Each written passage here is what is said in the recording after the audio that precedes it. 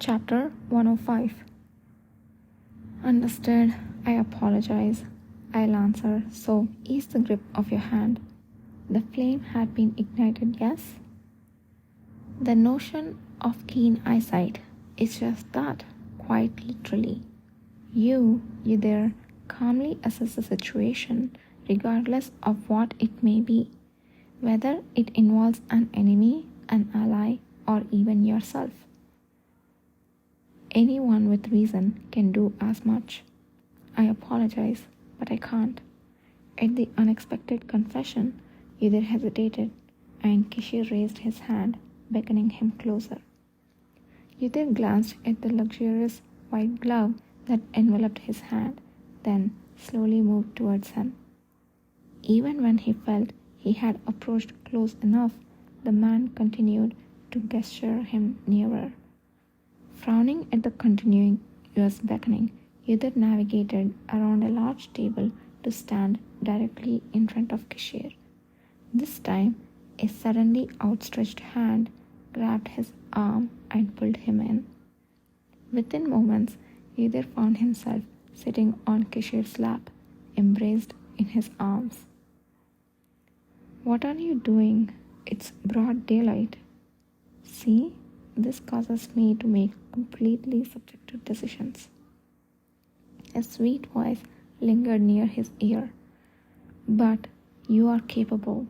We need someone like you as the next commander of cavalry, someone who can grasp their surroundings under any circumstance.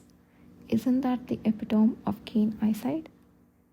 I'm fairly certain that resorting to this to make your point is not a good decision. Isn't it though?" Despite the reproach in his words, Kishir grinned nonchalantly. Yudhir endured as Kishir gently caressed his cheek, knowing it was the only area that had been injured during the duel with the others. That must have hurt quite a bit. "It wasn't too bad. I have applied some holy water with healing properties, so it should heal soon." Because of the smooth leather glove, Kishir's touch always felt cold. There was only one occasion when it wasn't so. A time when they were together in a room during an invisible night. "You seem a little thinner than before." "I'm not sure about that. Moderate your training a bit. At this rate, we will need to adjust your uniform before the commander's inauguration ceremony." While he spoke, he had the hand that had been lightly caressing his rib area through his clothing slipped down to encircle his waist. The breath had been grazing on the top of Yudhir's hair while he inhaled and exhaled steadily, began to slow and thin. Listening to the slow and deep breathing that sounded as if he was scenting, Yudhir let out a quiet sigh, careful not to be heard. There were times when Kishir returned after stepping away, calling Yudhir close to behave as if he was sniffing an animal. Therefore, when he had just called him closer, Yudhir had prepared himself for another such event, and he was glad his intuition hadn't been mistaken. Why would he behave this way when he surely knew that Yudhir didn't emit any special energy or scent like other second-gender manifestors? Despite his curiosity, knowing that he wouldn't receive an answer, he decided not to say anything. Even so, sitting on his lap still felt a bit awkward. In their interactions, Kishir was typically the one to initiate conversation. Hence, moments like this, filled with silence when Kishir closed his mouth, always made Yudhir feel peculiar. Even though he had touched his partner's bare body, the current situation seemed to make him feel more restless than those moments. "Yudhir, the tactical game I taught you before, do you remember?" Then, at last, Kishir, who had been only breathing slowly and quietly, opened his mouth. Yether instinctively stiffened his shoulder and replied, "Yes." "The rules associated with the special piece?" "I remember. Not long ago, Yether had learned to play two-player tactical game from Kishir.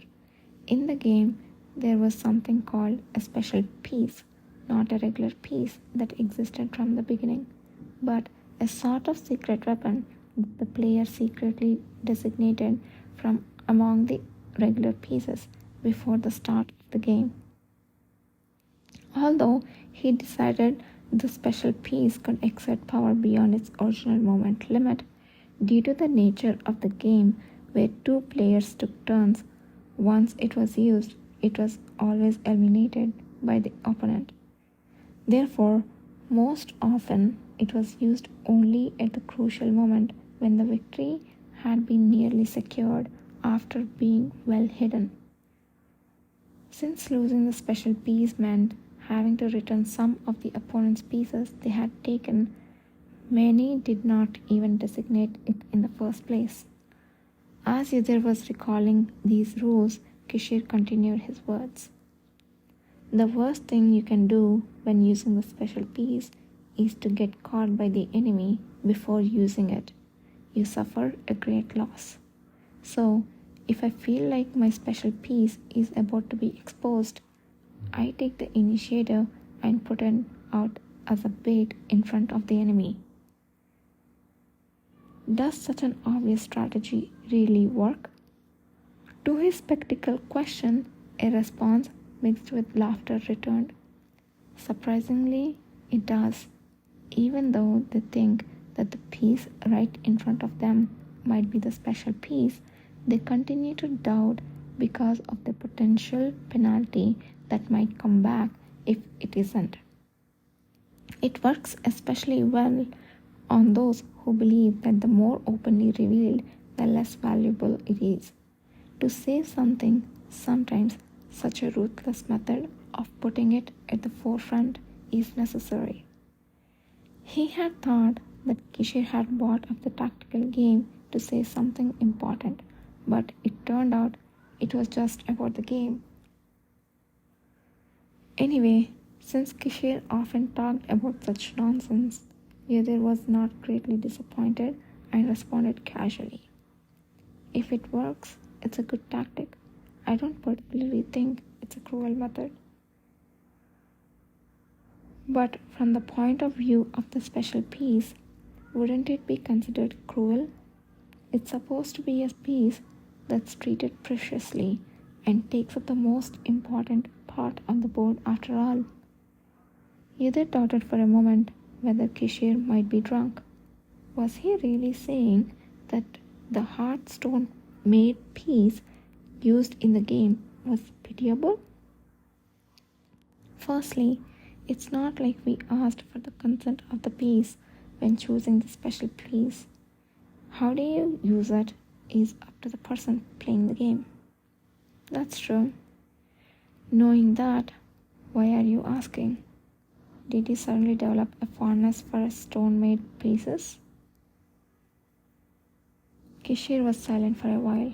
Then, when Yether half forgot their pointless conversation and started to think about the impending headaches he had to deal with, Kishir gently nudged his back with a soft touch, prompting him to stand up. "All right, we can go back now." Kishir's face, as Yether stood and turned, looked as calm as ever. However, Yether thought, for some reason, his red eyes staring at him seemed oddly subdued.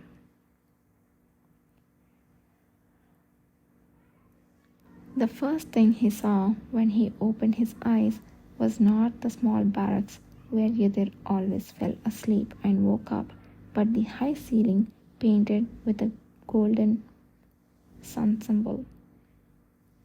Yether blinked, staring at the ceiling he had grown tired of seeing in his past life, before slowly rising to a sitting position.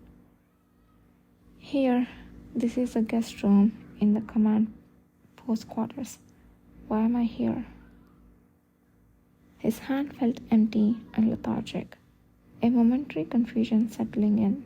However, when he lowered his gaze to the blanket he held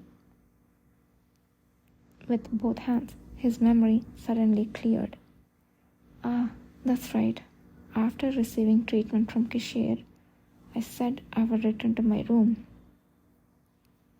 Either hadn't fainted until the discoloration on his arm was reduced to its original size.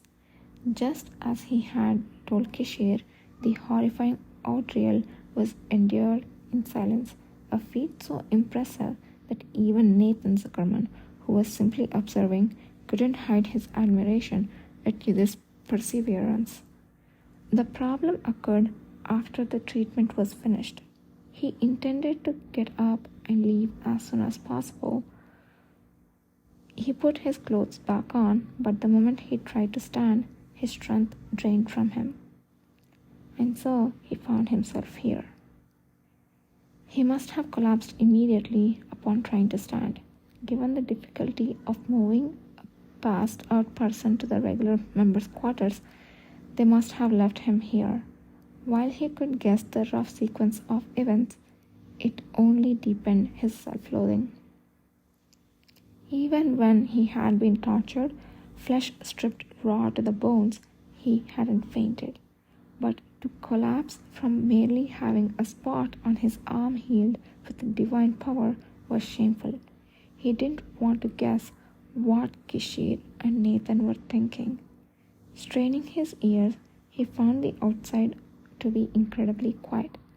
Judging from the dark landscape visible beyond the curtains, it seemed to be night, making it likely that Kishir was sleeping in his own room. It's probably for the best. Figuring it would be better to carefully return to his original quarters while Kishir was asleep, Yudhir rose from his bed and stepped onto the floor. His vision blurred for a moment, but he was able to keep from passing out again by leaning on the wall. Suddenly, he remembered the dream he'd had. It wasn't exactly a perfect dream, but more like a brief reenactment of a moment he'd shared with Kishir in his past life. Since it was such a long time ago, some memories were so blurry he wasn't sure if they were real, but either thought they probably were. I can't remember the specifics, but I did learn strategy games from Kishir. Also, during the days when he was a candidate to succeed the commander, it was true that his colleagues would constantly pick fights with him. Back then, I was indeed too young. It was so hard for me to ignore such comments. While he was outwardly 20, internally he was an experienced veteran. He was confident he could handle the same issues without getting angry. However, it wasn't the case back then. Even though it was a dream, it was rare to objectively observe oneself from such a distance. After all, it was those moments that had shaped him into who he was today. Yudhir felt anew how impressive it was for Kishir to patiently teach the young Yudhir ale with a smiling face. Kishir had complimented Yudhir's keen eyesight, but from Yudhir's perspective, it was Kishir who truly had the keen eyesight. But I'm not sure why I dreamt of that period now. I wonder why.